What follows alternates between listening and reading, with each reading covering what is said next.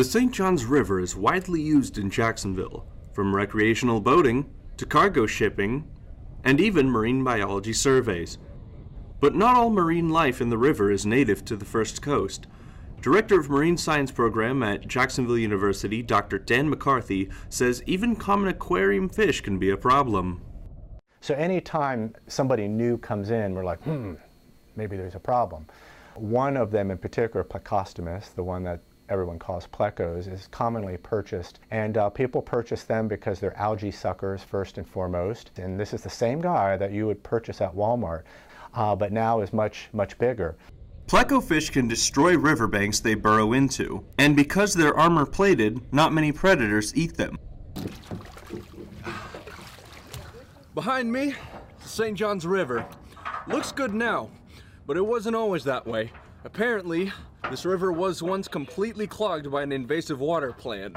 Above water, invasive plants represent their own problems for the First Coast. Bureau Chief of the St. Johns Water Management District, Steve Miller, says water hyacinth completely took over the river in the late 1800s. So I want you to imagine going out in your boat and launching it into the St. Johns River and not being able to move because there's a raft of vegetation in front of you that you literally can't get through. Miller says kayaking groups in bodies of water, like Julington Creek, sometimes deal with the troublesome plant, but now chemical treatments and observation help keep most of it in check. Miller also says we should try to minimize the introduction of new species. You know, what we as humans have a hard time doing is euthanizing these exotic organisms. You know, we're done with them.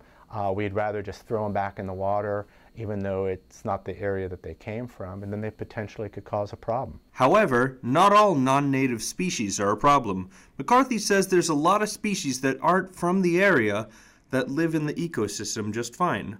Al Huffman, Inside Jacksonville.